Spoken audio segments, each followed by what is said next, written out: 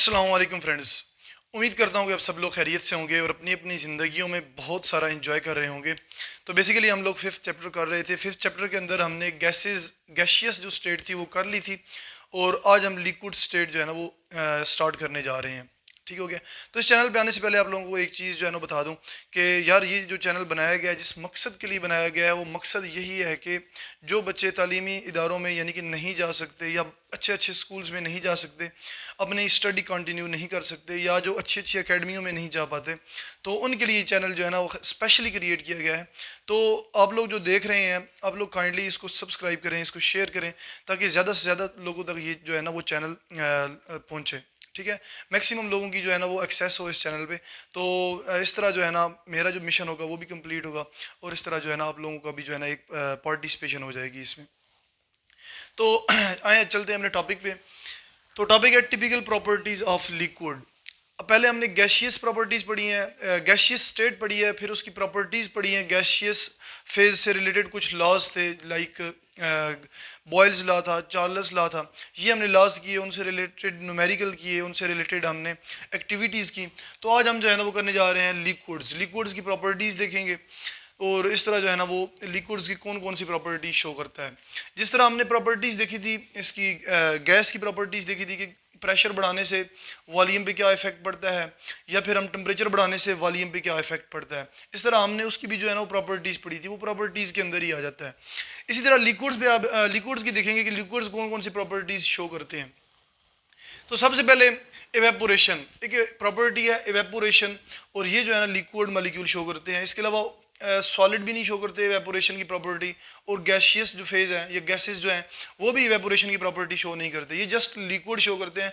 Evaporation होता क्या है कि लिक्विड के मॉलिक्यूल का गैशियस स्टेट में कन्वर्ट हो जाना, यानी कि लिक्विड स्टेट का गैशियस स्टेट में कन्वर्ट हो जाना, इसे क्या बोलते हैं, एवेपोरेशन बोलते हैं।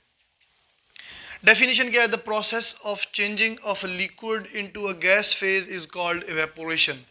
लिक्विड मॉलिक्यूल का गैशियस फेज के अंदर कन्वर्ट हो जाना, इसे हम क्या बोलते हैं, एवेपोरेशन बोलते हैं। It is an endothermic process where heat is absorbed. ये एक ऐसा प्रोसेस है जब लिक्विड को गैशियस स्टेट के अंदर कन्वर्ट किया जाता है तो एनर्जी दी जाती है।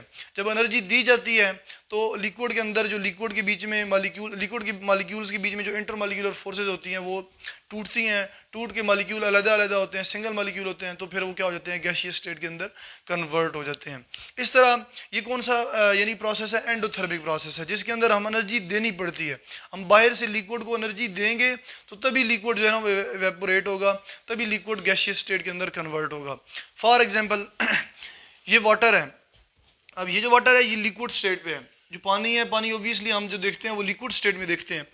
तो वाटर क्या लिक्विड स्टेट में आप इसको एनर्जी देते हैं 40.7 किलो जोल पर मोल। जब इतनी एनर्जी देते हैं तो ये जो वाटर होता है ये गैस फॉर्म के अंदर कन्वर्ट हो जाता है। ये आगे मैंने एल से जो है ना ये लिखा हुआ है सबस्क्रिप्ट में, इसका मतलब है लिक्विड, और ये जो जी लिखा हुआ है इसका मतलब है गैस। तो वाटर जो है वो लिक्विड से किस में कन्वर्ट हो जाता है, गैस में कन्वर्ट हो जाता है जब हम एनर्जी देते हैं 40.7 किलो जूल पर मोल एनर्जी देते हैं।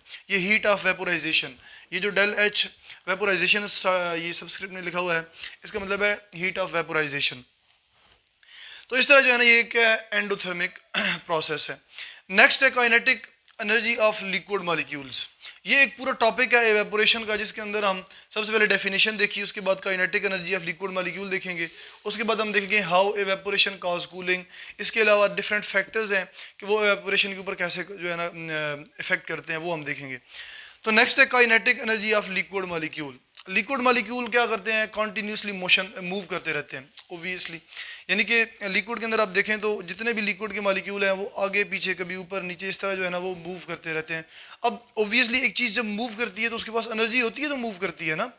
अगर आप खाना ना खाएं, बिल्कुल भी खाना ना खाएं, 4-5 दिन खाना ना खाएं, तो आपसे चारपाई से भी नहीं उठा जाना, सही है, तो आप एक जगह पे बैठ जाएंगे। लेकिन अगर आप एनर्जेटिक होंगे, आपने खाना खाया हुआ होगा, आपके पास एनर्जी होगी, तो आप कभी उधर मूव करेंगे कभी इधर, मतलब कि रैंडमली आप मूव करेंगे, सही है। इस तरह लिक्विड के मॉलिक्यूल के पास भी जब एनर्जी होगी तो वो मूव करते रहेंगे।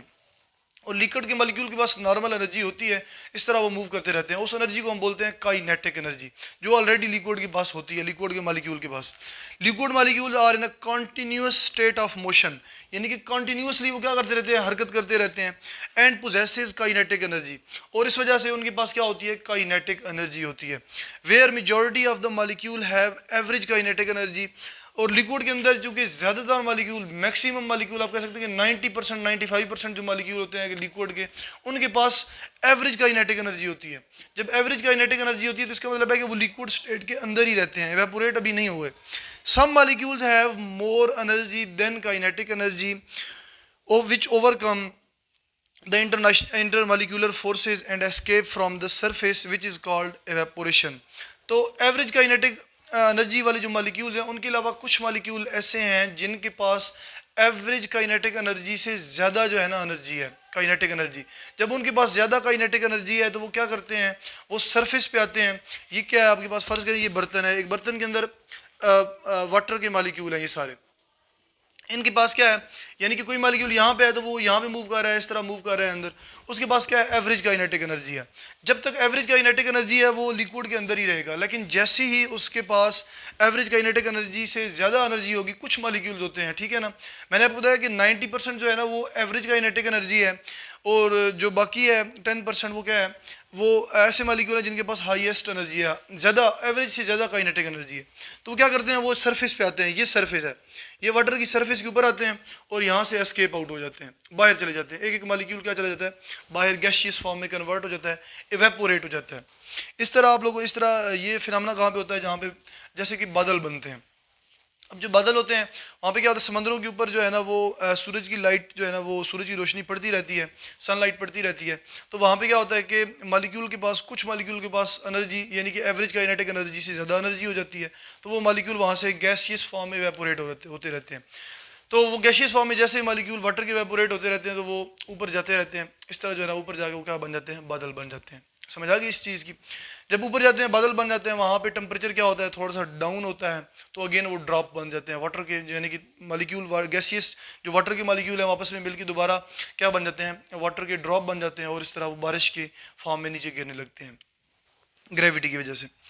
समझ आ गई इस चीज़ की। नेक्स्ट है relation between evaporation and temperature.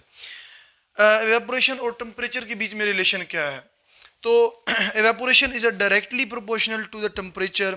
जो एवेपोरेशन है वो टेम्परेचर के डायरेक्टली प्रोपोर्शनल है, मीन्स कि टेम्परेचर ज़्यादा होगा तो एवेपोरेशन ज़्यादा होगी। इसके अलावा अगर टेम्परेचर कम होगा तो एवेपोरेशन क्या होगी, कम होगी। If temperature increases evaporation increases due to increase in kinetic energy of molecule. जैसे ही टेम्परेचर आप बढ़ाएंगे, फ़र्ज़ करें आपके पास जो है ना वो लिक्विड है, एक बर्तन के अंदर आप लिक्विड है, वो लिक्विड जो है ना आप रखते हैं, उसको हीट करते हैं। जब आप उसको एनर्जी देते जाएंगे तो उसके आप देखेंगे कि उसके अंदर मॉलिक्यूल बड़ी जल्दी जल्दी मूव करने लग जाएंगे, पानी बॉयल होना शुरू हो जाएगा। उसके और जब जितनी ज़्यादा एनर्जी देंगे तो वो मॉलिक्यूल इतनी ज़्यादा तेज़ी से मूव करेंगे, और तेज़ी से मूव करते करते करते वहाँ से सरफेस निकल के ऊपर जो है ना ऊपर चले जाएंगे। वहाँ पे आप देखते होंगे कि जैसे हम पानी को बॉयल करते हैं तो पानी वहाँ से जो है ना यानी कि बॉयल होके ऊपर से जो है ना वो एस्केप आउट होता रहता है, गैसियस फॉर्म में कन्वर्ट होता रहता है। बेसिकली वही क्या है, एवेपोरेशन है। यानी लिक्विड स्टेट किसके अंदर कन्वर्ट होती जाती है, गैसियस स्टेट के अंदर कन्वर्ट होती जाती है। इस तरह एक और एग्जांपल दूं आप लोगों को, ये जो हम कपड़े जो है ना, गीले कपड़े तारों पे जो है ना सुखाते हैं अक्सर, ये गांव वाले जो इन्वायरमेंट है वहाँ पे ऐसा अक्सर होता है। आजकल तो जदीद जो है ना वो मशीनें आ गई हैं, हमारे पास मॉडर्न जो है ना मशीन्स आ गई हैं जो ऑटोमेटिकली कपड़े खुद ब खुद वॉश करती हैं, और फिर उसके बाद जो है ना वो ऑटोमेटिकली इसको सुखाती हैं। लेकिन इससे आप लोग 10-15 साल पहले जाएँ तो लोग क्या करते थे कि कपड़े जो है ना वो धो के तारों पे जो है ना गीले कपड़े जो है ना वो सुखाते थे। तो क्या सनलाइट पड़ती है, सनलाइट की वजह से वो जो वाटर के मॉलिक्यूल कपड़ों के अंदर होते हैं उनके पास एनर्जी आती है, वो क्या होता है वहाँ से एस्केप आउट हो जाते हैं, गैसियस फॉर्म में कन्वर्ट होते जाते हैं। इसी तरह ये मैं आप लोगों को डेली लाइफ से एग्जांपल देता हूँ ताकि आप लोगों को सही समझ आए। सही है। ओके, नेक्स्ट है हाउ इवेपोरेशन कॉज कूलिंग। कि इवेपोरेशन हमने पढ़ा है कि ये एंडोथर्मिक प्रोसेस है, तो ऑब्वियसली जब एंडोथर्मिक प्रोसेस है तो सराउंडिंग में हमें ठंड ठंड सी फील होगी, क्योंकि वहाँ पे एनर्जी एब्जॉर्ब हो रही है। जब भी कोई काम हो रहा हो, वहाँ पे एनर्जी दे रहे हो तो उसके सराउंडिंग में ठंड ठंड सी होती है। सही है ना, कूलिंग होती है, ठंड फील होती है। क्यों, वो हम देखते हैं। तो how evaporation cause cooling. Evaporation is a cooling process when the molecules with high kinetic energy escape out from the liquid surface, then the temperature of remaining molecule in liquids falls down. इसका मतलब ये है कि आपके पास जब molecule यानी कि एक बर्तन के अंदर एक आपके पास क्या है, वाटर के मॉलिक्यूल्स हैं, लिक्विड वाटर है। लिक्विड वाटर में कुछ मॉलिक्यूल ऐसे हैं जिनके पास एवरेज काइनेटिक एनर्जी से ज़्यादा एनर्जी है। वो जब एस्केप आउट हो जाएंगे सरफेस से, क्या हो जाएंगे, एस्केप आउट हो जाएंगे, तो पीछे जो मॉलिक्यूल बच जाएंगे उनके पास जो है ना उनका टेम्परेचर क्या हो जाएगा, डाउन हो जाएगा, और टेम्परेचर फॉल्स डाउन, ये लिखा हुआ है। तो लिक्विड के मॉलिक्यूल जो होंगे उनका टेम्परेचर क्या हो जाएगा, डाउन हो जाएगा। जब टेम्परेचर डाउन हो जाएगा तो वो अपना टेम्परेचर कंपनसेट, अपना टेम्परेचर को नॉर्मल करने के लिए क्या करेंगे, वो जो है ना सराउंडिंग से एनर्जी लेंगे। ये क्या है, सराउंडिंग है सारी। आपने बर्तन रखा हुआ है, ये इसके इर्द गिर्द क्या है, सराउंडिंग है। सराउंडिंग में ओब्वियसली क्या है, एनर्जी है, हीट है। तो वो सराउंडिंग से क्या करेंगे, हीट लेंगे, एनर्जी लेंगे, और अपना टेम्परेचर क्या करेंगे, नॉर्मल करेंगे। जब अपना टेम्परेचर सराउंडिंग से यानी कि हीट अब्जॉर्ब करेंगे, अपना टेम्परेचर नॉर्मल करेंगे, तो सराउंडिंग में टेम्परेचर क्या हो जाएगा, डाउन हो जाएगा। जब सराउंडिंग में टेम्परेचर डाउन होगा तो क्या होगा, आपको ठंड फील होगी, कूलिंग फील होगी आपको। To compensate this low temperature, the liquid molecules absorb energy from the surrounding. In this way, the surrounding temperature, यहाँ पे वे लिख लें, in this way, the surrounding temperature falls down and we feel cooling. समझ आ गई इस चीज़ की। इस तरह जो है ना जब सराउंडिंग से टेम्परेचर क्या होगा, फॉल्स डाउन होगा, टेम्परेचर डाउन होगा, तो हमें कूलिंग फील होगी। तो नेक्स्ट चलते हैं कि डिफरेंट फैक्टर्स जो एवेपोरेशन के ऊपर इफेक्ट करते हैं वो हम देखते हैं। नेक्स्ट है हमारे पास फैक्टर्स इफेक्टिंग ऑन एवेपोरेशन, यानी कि एवेपोरेशन का जो प्रोसेस है उसके ऊपर कौन कौन से फैक्टर्स हैं, कौन कौन सी ऐसी चीज़ें हैं जो डायरेक्ट इफेक्ट करती हैं एवेपोरेशन को। सही है, वो चीज़ हमने देखनी है आज।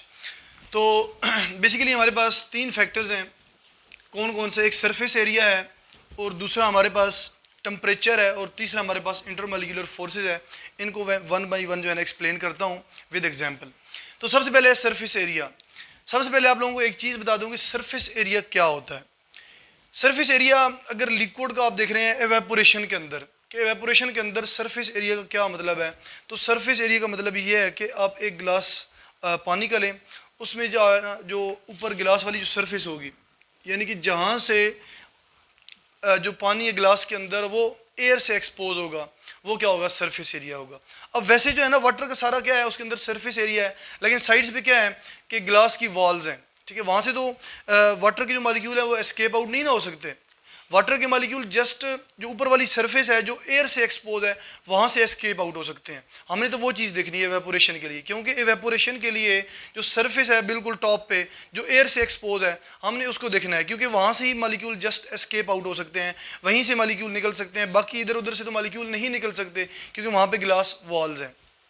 ठीक हो गया। तो जस्ट गिलास के अंदर इतनी सी जगह होगी या थोड़ी सी इससे बड़ी होगी, तो क्या होगा कि वो इस जगह से जो है ना वो मॉलिक्यूल क्या हो रहे हैं, एस्केप आउट हो रहे होंगे, तो इसको हम क्या बोलते हैं, सरफेस एरिया। तो सरफेस एरिया क्या है, as evaporation takes place on surface. जैसा कि हमें पता है कि जो एवेपोरेशन का प्रोसेस है वो किस पे, कहाँ पे होता है, सरफेस पे होता है। ठीक है। So greater the surface area greater is evaporation and vice versa. अगर ये सरफेस एरिया ज़्यादा होगा तो एवेपोरेशन क्या होगी, ज़्यादा होगी। फ़र्ज़ करें आप दो गिलास ले लेते हैं, एक बड़ा गिलास है और एक छोटा गिलास है। अब इसका सरफेस एरिया क्या है, ऊपर से ज़्यादा है, और इस गिलास का सरफेस एरिया क्या है, कम है।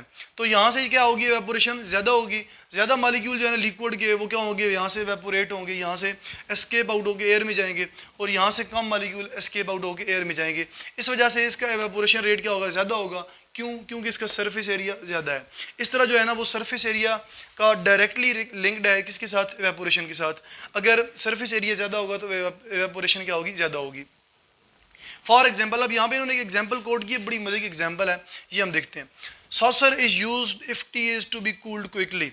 अब ओबियसली हर बंदा तकरीबन जो है ना वो चाय पीता है, तो समटाइम ऐसे होता है कि अगर आप गरम गरम चाय कप में डालें तो डायरेक्टली जो है अगर आप उसको जल्दी जल्दी पीना चाहें तो नहीं पी सकते। उसका रीज़न क्या होता है कि वो बड़ी गर्म होती है, सही है। और कप जो है ना हम 15 मिनट 20 मिनट 25 मिनट रख देते हैं, तो उसके बाद जो है कि ना वो जाके चाय ठंडी होती है। तो उसके लिए हम अगर चाय को जल्दी जल्दी पीना चाहते हैं, चाय को जल्दी ठंडा करना चाहते हैं, तो हम एक सॉसर यूज़ करते हैं, एक प्लेट नुमा एक चीज़ यूज़ करते हैं, जिसे हम अपनी पाकिस्तानी ज़बान में, पंजाबी ज़बान में पिरच बोलते हैं। ठीक है। अगर कोई पंजाबी जो है ना इस वीडियो को देख रहा है तो उसके जो है ना ये फ़ौरन समझ आ गई होगी। तो वैसे जो है ना हम जनरली एक शीशे की बनी हुई जो है ना वो प्लेट सी यूज़ करते हैं, प्लेट नुमा एक होती है, ठीक है। उसके अंदर हम क्या करते हैं कि हम चाय उंडेल के, ये चाय डाल के जो है ना उसको ठंडा करके जो है ना वो जल्दी जल्दी पी लेते हैं। इस तरह जो है ना अगर चाय जल्दी में ठंडी करनी हो तो हम उसमें उसको यूज़ करते हैं, सॉसर यूज़ करते हैं। तो ये क्या है, फ़र्ज़ करें एक चाय के कप का जो है ना वो सरफेस एरिया इतना है ऊपर से, और जो सॉसर है हमारे पास, जो प्लेट है वो इस तरह की है, उसका जो सरफेस एरिया है वो इतना ज़्यादा है, यानी कि इसका सरफेस एरिया इतना ज़्यादा है और इसका सरफेस एरिया इतना सारा है। तो चाय के कप का सरफेस एरिया क्या है, कम है, और जो सॉसर प्लेट है जो हम नीचे यूज़ कर रहे हैं, जिसके अंदर चाय डाल के हम पी रहे हैं, जिसे पिरच बोलते हैं, उसका सरफेस एरिया क्या है, ज़्यादा है। अब सरफेस एरिया ज़्यादा होगा तो एवेपोरेशन क्या होगी, ज़्यादा होगी। अब यहाँ से एवेपोरेशन ज़्यादा होगी, यानी कि जो ऐसे मालिक्यूल जिनके पास बहुत ज़्यादा एनर्जी है वो यहाँ से जल्दी एस्केप आउट हो जाएंगे, और जो बाकी जो लिक्विड के मालिक्यूल होंगे या चाय के जो मालिक्यूल होंगे वो क्या होंगे, यानी कि ठंडे रह जाएंगे। इस तरह हम इसको जल्दी जल्दी पी लेंगे। और अगर इसको देखें तो यहाँ पे क्या होता है कि यहाँ पे जो है ना वो सरफेस एरिया कम है, सारी चाय जो है ना वो नीचे पड़ी रहती है, तो वहाँ से यानी कि मालिक्यूल जो हैं वो जो हॉट मालिक्यूल हैं जिनका टेम्परेचर या काइनेटिक एनर्जी ज़्यादा है वो एस्केप आउट जल्दी नहीं हो सकते। इस वजह से इसमें जो है ना चाय के कप के अंदर जो चाय है वो जल्दी ठंडी नहीं होती, हम सॉसर यूज़ करते हैं। तो saucer is use if tea is to be cooled quickly, अगर आप चाय जल्दी ठंडी करना चाहते हैं तो सॉसर यूज़ करते हैं। The evaporation from the larger surface area of saucer, ये larger surface area of saucer है, is more than that from the smaller surface area of tea cup. अगर टी का कप देखें तो यहाँ पे क्या है, सरफेस एरिया कम है तो यहाँ से एवेपोरेशन कम होगी, और सॉसर का सरफेस एरिया क्या है, ज़्यादा है, तो यहाँ से एवेपोरेशन ज़्यादा होगी। इस वजह से चाय जो है ना वो जल्दी ठंडी हो जाएगी। नेक्स्ट इफेक्ट है हमारे पास, फैक्टर है वो है टेम्परेचर का, यानी टेम्परेचर का एवेपोरेशन के ऊपर क्या फैक्टर जो है ना वो क्या इफेक्ट है। तो जैसे ही आप टेम्परेचर बढ़ाते हैं तो एवेपोरेशन का जो प्रोसेस होता है वो ज़्यादा हो जाता है। जैसे आप पानी जो है ना, एक पानी का नॉर्मल टेम्परेचर होता है, अब पानी जो है ना वो एक जो है ना आप टैब से लेते हैं, टैब वाटर लेते हैं, उसका एक नॉर्मल टेम्परेचर होता है। अब जैसे ही उसको चूल्हे पे रखते हैं, उसे हीट करते जाते हैं तो इतना ज़्यादा हीट करते हैं कि जो वाटर के जो मालिक्यूल हैं वो बड़ी जल्दी तेज़ी से आगे पीछे मूव करना चाहते हैं, होना शुरू हो जाते हैं, वो बॉयल होना शुरू हो जाते हैं, और वहाँ से क्या हो जाता है, सरफेस से एस्केप आउट होकर एयर में जाना शुरू हो जाते हैं। अब क्या हुआ कि आपने टेम्परेचर दी, एनर्जी दी, हीट दी, जितनी ज़्यादा आप हीट देंगे इतना ज़्यादा वो जल्दी क्या होगी, एवेपोरेशन होगी। तो होता क्या है कि जैसे ही आप हीट देंगे तो कुछ जो लिक्विड के मालिक्यूल होंगे उनकी पहले से क्या होगी, एवरेज काइनेटिक एनर्जी होगी। तो जैसे ही उनकी एवरेज काइनेटिक एनर्जी क्या हो जाएगी, बढ़ना शुरू हो जाएगी। अब जैसे ही हीट देंगे वो एनर्जी बढ़ेगी तो वो जल्दी आगे पीछे मूव करेंगे, वो जल्दी जब आगे पीछे मूव करेंगे तो जल्दी सरफेस के ऊपर आ जाएंगे और वहाँ से क्या हो जाएंगे, एस्केप आउट हो जाएंगे। When temperature increases, the rate of evaporation increases because the kinetic energy of liquid molecule increases and they move fastly and overcome the intermolecular forces. अब जैसे ही उनकी मूवमेंट अंदर जो है ना वो ज़्यादा होगी, तेज़ होगी, हाई काइनेटिक एनर्जी की वजह से, तो जो इंटरमोलिकुलर फोर्सेज होंगी वो उन पे क्या हो जाएगी, डोमिनेट, यानी कि ये जो मूवमेंट होगी ये डोमिनेट हो जाएगी इंटरमोलिकुलर फोर्सेज पे। तो इंटरमोलिकुलर फोर्सेज क्या हो जाएगी, वहाँ पे कम हो जाएंगी, और इस तरह जो है ना वहाँ पे जो वाटर का मालिक्यूल होगा या कोई और भी लिक्विड का मालिक्यूल होगा वो सरफेस पे जल्दी पहुँच जाएगा और सरफेस से एस्केप आउट हो जाएगा, reached at the surface and escape out. Next for example, इसकी एग्जांपल क्या है कि water level in a hot container decreases earlier than water level in a cold container. अगर आप दो कंटेनर लें, एक हॉट कंटेनर और एक कोल्ड कंटेनर, तो हॉट कंटेनर के अंदर बेसिकली क्या होगा कि वाटर का जो होगा लेवल होगा वो जल्दी डाउन हो जाएगा। क्यों? क्योंकि वहाँ पे वाटर के मालिक्यूल के पास एनर्जी ज़्यादा होगी, वो जल्दी एस्केप आउट होंगे, तो वहाँ पे वाटर का लेवल जो है वो जल्दी डाउन होगा। जबकि कोल्ड कंटेनर के अंदर देखें तो यहाँ पे वाटर के जो मालिक्यूल होंगे उनका टेम्परेचर क्या होगा, कम होगा, उनके पास इतनी एनर्जी नहीं होगी, तो वो इतना ज़्यादा मूव नहीं करेंगे, इतना ज़्यादा एस्केप आउट नहीं होंगे, तो इस वजह से उसका लेवल इतना जल्दी कम नहीं होगा। तो जो हॉट कंटेनर होगा उसका लेवल जल्दी कम हो जाएगा। Because evaporation rate is higher in hot container as compared to cold container. evaporation rate का मतलब होता है evaporation की speed, evaporation speed. नेक्स्ट है तीसरा factor intermolecular forces. Intermolecular forces जाहिर है कि अगर लिक्विड का मॉलिक्यूल है उसके पास एवरेज काइनेटिक एनर्जी है, वो लिक्विड के जो है ना यानी कि लिक्विड के अंदर है, तो उसको चारों तरफ से जो है ना दूसरे जो लिक्विड के मॉलिक्यूल है उन्होंने घेरा हुआ है, उसको पकड़ा हुआ है, उसके साथ बॉन्ड बनाया हुआ है। एक मॉलिक्यूल का दूसरे मॉलिक्यूल के साथ क्या है, इंटरमॉलिक्यूलर बॉन्ड है या इंटरमॉलिक्यूलर फोर्स है। तो जितनी ज़्यादा इंटरमॉलिक्यूलर फोर्सेज होंगी तो क्या होगा कि मॉलिक्यूल के लिए वहाँ से निकलना मुश्किल हो जाएगा। If intermolecular forces are stronger molecules face difficulty in evaporation. तो वहाँ से जो है ना मॉलिक्यूल को निकलना मुश्किल हो जाएगा, क्योंकि चारों तरफ से जो है ना वो स्ट्रॉन्ग इंटरमॉलिक्यूलर फोर्सेज होंगी, तो वहाँ से मॉलिक्यूल को एवेपोरेट होना या इंटरमॉलिक्यूलर फोर्सेज को तोड़ना मुश्किल हो जाएगा। उसके लिए हमें ज़्यादा एनर्जी देनी होगी, तब जाके जो है ना वो जो बॉन्ड होगा दूसरे मॉलिक्यूल के साथ वो टूटेगा और वो मॉलिक्यूल ऊपर सरफेस पे आएगा और वहाँ से एस्केप आउट होगा। तो ये थोड़ा सा मुश्किल काम होता है। For example water has stronger intermolecular forces than alcohol. अब वाटर के अंदर भी हाइड्रोजन बॉन्डिंग होती है और अल्कोहल के अंदर भी हाइड्रोजन बॉन्डिंग होती है, लेकिन वाटर के अंदर स्ट्रॉन्गर जो है ना हाइड्रोजन बॉन्डिंग होती है as compare to alcohol. Alcohol यानी कि शराब, जो पीने वाला शराब होता है उसको एथेनॉल बोलते हैं। तो एथेनॉल के अंदर या अल्कोहल के अंदर क्या होती है, वीक हाइड्रोजन बॉन्डिंग होती है एज कम्पेयर टू वाटर। तो वाटर के अंदर जैसे ही स्ट्रॉन्ग हाइड्रोजन बॉन्डिंग है, स्ट्रॉन्ग इंटरमॉलिक्यूलर फोर्सेज होगी, तो वाटर इतना जल्दी बॉयल नहीं होगा, जबकि जो अल्कोहल है, जो शराब है, वो क्या होगा, वो जल्दी बॉयल हो जाएगा, वो जल्दी इवेपोरेट हो जाएगा। समझ आ गई ना इस चीज़ की? क्यों? क्योंकि अल्कोहल के अंदर वीक हाइड्रोजन बॉन्डिंग या वीक इंटरमॉलिक्यूलर फोर्सेज हैं। Water has stronger intermolecular forces than alcohol, therefore alcohol evaporates faster than water. इस वजह से अल्कोहल जो है ना वो जल्दी एवेपोरेट हो जाएगा वाटर के कंपैरिजन में। अच्छा, ये आप लोगों को मैं जर्नल जो है ना वो एग्जांपल यहाँ पे देता हूँ, डेली लाइफ से एग्जांपल दे के समझाता हूँ, ताकि आप लोगों की जो है ना कंसेप्चुअल लेवल है वो बढ़े, ताकि आप लोग इन सारी चीज़ों को एक यानी कि कोई मुश्किल ना लें, ये सारी चीज़ें आप लोगों को आसान लगें। बहुत जल्दी जो है ना आप लोगों के माइंड में ये सारी चीज़ें बैठ जाएँ कि कौन कौन से फैक्टर हैं। ये ऐसी चीज़ें हैं, इंटरमॉलिक्यूलर फोर्सेस, टेम्परेचर, ये सरफेस एरिया, ये कॉमन थिंकिंग है। अगर बंदा कॉमनली सोचे ना, बंदा केमिस्ट्री ना भी पढ़े, तो वैसे भी बंदे के जहन में ये सारी चीज़ें आ जाती हैं कि जो एवेपोरेशन का रेट है या जो लिक्विड से जो है ना वो गैस के अंदर जो चीज़ें कन्वर्ट हो रही हैं, उनके ऊपर कौन कौन से फैक्टर असरअंदाज होते हैं। तो ये सारी चीज़ें कॉमन होती हैं, जस्ट थोड़ा सा फोकस करना होता है इन चीज़ों के ऊपर। अगर आप कॉन्सेप्चुअल लेवल यानी कॉन्सेप्चुअली पढ़ते हैं, इन जितने भी यहाँ पे वर्डिंग मैंने इंग्लिश के अंदर यूज़ किया, आपको इसका मतलब पता है, तो आप पेपर के अंदर अपनी वर्डिंग में खुद से भी इसको लिख सकते हैं। जब तक आप खुद से लिखने की आदत डालेंगे पेपर के अंदर, तो तब आप लोग जो है ना वो कामयाब होना शुरू, आप लोगों की जो सक्सेस है वो वहाँ से स्टार्ट हो जाएगी। अगर आप लोग रट्टा लगा के लिखते हैं और 500 में से 510 नंबर ले लेते हैं, तो वो सक्सेस नहीं होती, उसको सक्सेस नहीं बोलते। वो जस्ट आप लोगों को उस टाइम तो खुशी होती है कि मैंने फ़र्स्ट पोजीशन ले ली है, लेकिन आपको खुद पता होता है कि मैं कितने पानी में हूँ, कितना मुझे नॉलेज है, कितना मुझे चीज़ों का पता है। नॉलेज का मतलब यही होता है कि किसी चीज़ की आगाही, किसी चीज़ के बारे में जानना। अगर किसी चीज़ के बारे में आप इंफॉर्मेशन रखते हैं, नॉलेज रखते हैं, तो वो आपके पास इल्म है, उसे हम इल्म बोलेंगे। लेकिन अगर आपके पास जस्ट तोते की तरह उसको रट्टा लगा के पेपर के अंदर जाके लिख दिया और बाद में जो है ना 2-3 दिन बाद अगर आपसे कोई चीज़ पूछी जाए तो आपको पता भी ना हो, तो वो जो है ना वो एक, आप लोग समझ लें कि आप में और एक अनपढ़ में कोई डिफरेंस नहीं है।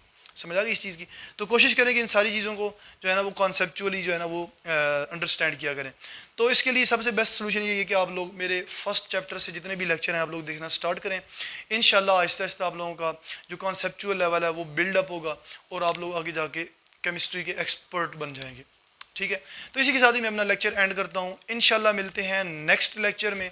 इसी के साथ ही अल्लाह हाफिज़।